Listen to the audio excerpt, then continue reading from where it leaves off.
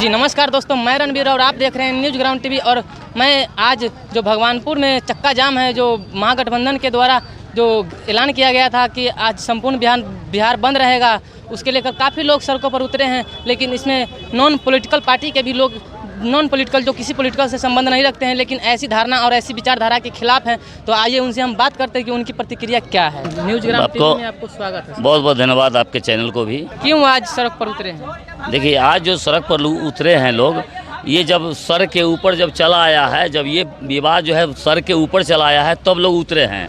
लेकिन हम इसकी लड़ाई और हमारे महापुरुष की लड़ाई लंबे समय से लड़ते आ रहे हैं और विगत हम लोग 15-20 वर्षों से इसकी लड़ाई लड़ रहे हैं। यह स्पष्ट रूप से आज जिस मुद्दे पर आज जो बंद का है समर्थन, उसका मुख्य उद्देश्य जो है, उसके मुख्य उद्देश्य को हमारे लोग नहीं जानते हैं। SC ST OBC खास करके जो 90% जो भारत के मूल निवासी हैं, यह इस देश में जो स्पष्ट रूप से अब तक आज से नहीं 4500 वर्ष पहले से दो वर्गों में संघर्ष होते आया है। दो वर्ग हम बताते हैं, वह दो वर्ग है। कौन सा दो वर्ग है? जिस दो वर्ग में आज संघर्ष होते आया है, तो दो वर्ग है। एक वर्ग है जो 90% जो भारत के मूल निवासी है, जिसको SC ST OBC कहते हैं, जिसको वर्ण व्यवस्था में शूद्र कहते हैं, और SC ST OBC कहते हैं। बाबा साहब भीमराव अम्बेडकर ने 6743 जात को SC ST OBC में समेट के लाया था। तो SC ST OBC जो 90% भारत के मूल निवासी है, इसके बीच में और 10% जो भारत के विदेशी लोग हैं। भारत में आज जनरल लोगों को पता नहीं है, भारत में जो लोग हैं, आज भी अंग्रेज चले गए, मुगल चले गए, बहुत सारे लोग चले गए। कैसे कह रहे हैं कि 10% विदेशी? ये प्रमाण है, ये उनके धर्म ग्रंथों में बताया गया है, ये धर्म ग्रंथों में लिखा गया है। पंडित जवाहरलाल नेहरू ने कहा है कि मैं विदेशों से आया हुआ आर्य हूँ।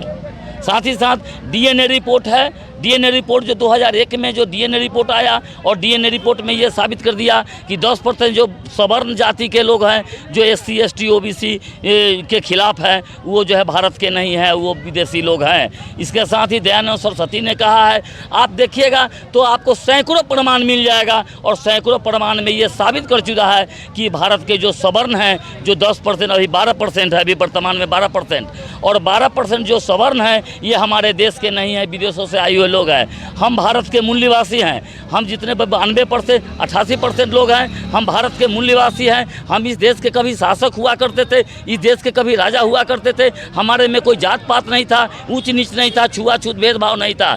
ये विदेशी ब्राह्मणों ने इस देश के अंदर आकर के हमें वर्ण व्यवस्था में तब्दील कर दिया, और एक ही वंश के लोगों को 4 जगह बांटने का काम किया, और बांट करके एक दूसरे में ऊंच नीच छुआछूत भेदभाव फैला के अपना शासन स्थापित कर लिया। लेकिन एक बात से आप स्पष्ट करना चाहेंगे कि जब सम्राट अशोक राजा बने थे, तो चाणक्य जो थे, उन्होंने तो उनको सम्राट बनने में काफ़ी मदद की थी, जबकि वो वर्ण व्यवस्था में सबसे ऊपर से थे।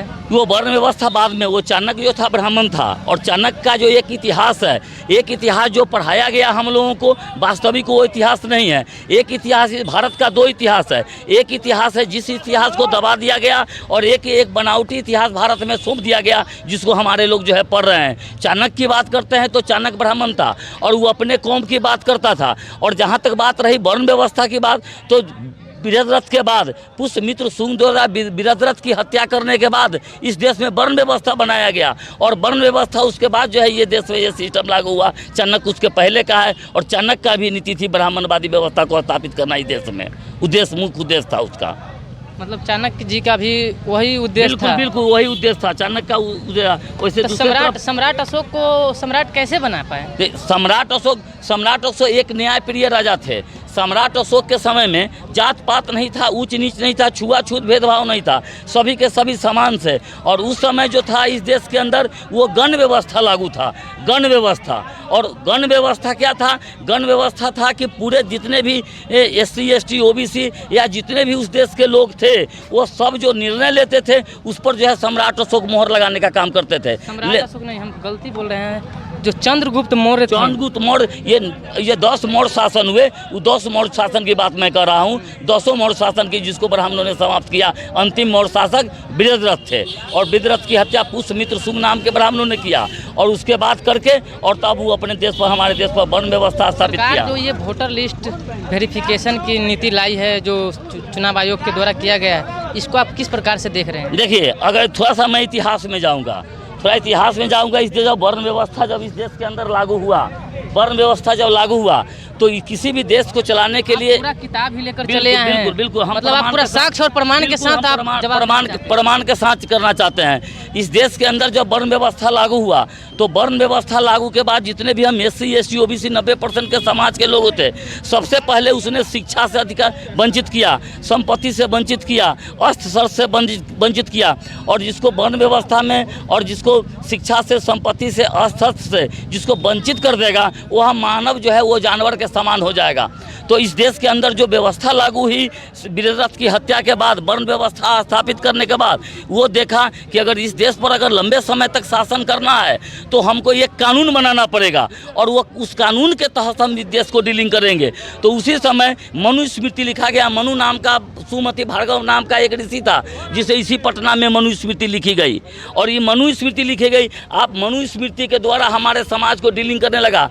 आप इसमें देखिएगा तो SC ST OBC जो 90% भारत के मूल निवासी हैं, जिसको शूद्र बनाया गया, इसमें किसी तरह का अधिकार नहीं दिया गया, इसको अधिकार से वंचित किया गया। वर्ग के जो भी लोग हैं वो बताते हैं कि मनुस्मृति में सबके अधिकार को बराबर दिया गया है। नहीं, ये अधिकार नहीं, ये शिक्षा कर्म दिया गया है कि कर्म उनका करना होगा। नो, आप अगर हमारे समाज के लोग इसको नहीं पढ़ा, अगर इसको पढ़ लिया होता तो आज मैं समझता हूँ ये बंद करने की जरूरत नहीं होती, ये नौबत इस देश के अंदर नहीं होती। हमारा समाज न मनुस्मृति पढ़ा और न हमारा समाज भारत का संविधान पढ़ा। इसके अंदर आप देखिएगा तो इतना घिनौने शब्द का इस्तेमाल किया गया है SC ST OBC के लिए, शूद्रों के लिए। शूद्र जो है शिक्षा ग्रहण नहीं करेगा, यानी ज्ञान प्राप्त नहीं करेगा, शूद्र संपत्ति नहीं रखेगा, शूद्र अस्त्र शस्त्र नहीं रखेगा। शूद्र क्या करेगा? ये ब्राह्मण क्षत्रिय वैश्य, ब्राह्मण क्षत्रिय वैश्य, ये ब्राह्मण क्षत्रिय वैश्य, ये तीनों वर्ण की ये सेवा करेगा। सेवा करने का अधिकार मनुस्मृति दिया गया है और इसी मनुस्मृति के तहत लंबे समय सेवा करना तो एक अच्छा बात है कि सेवा करे। तो सेवा कौन सी सेवा? मैंने उसकी गुलामी करना, उसका जूठा खाना, उसका उतरा हुआ कपड़ा पहनना, उसका उतारा हुआ बर्तन लेना और उसका मतलब 24 घंटा उसकी मजदूरी करना, क्या यही सेवा है? या मानव है? मानव का इंसान, क्या मानव ज्ञान प्राप्त नहीं कर सकता है? वो संपत्ति नहीं रख सकता है, वह शिक्षा प्राप्त नहीं कर सकता है, वह धन संपत्ति नहीं रख सकता है, वह अस्त्र नहीं रख सकता है? ये गुलामी का, ये बिल्कुल नर पशु के समान बना के ये मनुस्मृति में ब्राह्मणों ने रखा था। और ये मनुस्मृति लंबे समय तक इस देश के अंदर लागू रहा। मनुस्मृति इतना ही खराब है तो आप लेकर क्यों घूम रहे हैं? नहीं, ये लोगों को दिखाने के लिए, अपने SC ST OBC 90% समाज को दिखाने के लिए कि जरा आंखें खोलो। ये भारत का संविधान 1950 में लागू हुआ और 1950 के पहले इस देश में जो लागू था वह लागू था मनुस्मृति। और 1950 के पहले हमारे ज्योतिबा फुले, शिक्षा के राष्ट्रपिता ज्योतिबा फुले 1848 में पहला विद्यालय खोला। 1852 में महिलाओं के लिए, तमाम महिलाओं के लिए, वो अपने महिलाओं को भी शिक्षा से वंचित रखा था, अधिकार वंचित रखा था। शास्त्रों में लिखा है स्त्री शूद्रो विद्या न देताम, स्त्री और शूद्र को विद्या नहीं देना चाहिए। तो इस तरह से वंचित कर रखा था। तो 1852 में सावित्रीबाई फुले, राष्ट्रमाता सावित्रीबाई फुले ने महिलाओं के लिए पहला विद्यालय खोला और शूद्रों के लिए पहला विद्यालय 1848 में राष्ट्रपिता ज्योतिबा फुले ने खोला।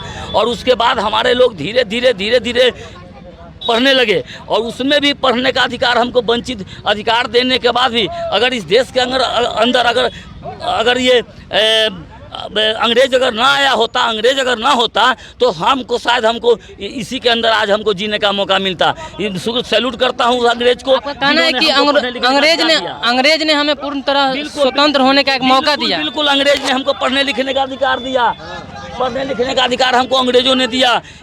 आपको सती प्रथा का अंत अंग्रेजों ने किया, आपको विधवा विवाह का जो है शुरुआत अंग्रेजों ने किया। सती प्रथा का अंत राजा राम मोहन राय सती प्रथा का सती प्रथा उसके पहले आंदोलन चल चुका था, इन्होंने इसको लागू किया और ऑथेंटिक रूप से अंग्रेजों ने इसको लागू कर दिया कि इस देश में सती प्रथा नहीं चलेगा। उसके बाद भी ब्राह्मणों ने उस नियम को नहीं माना और जबरन वो सती प्रथा लंबे समय तक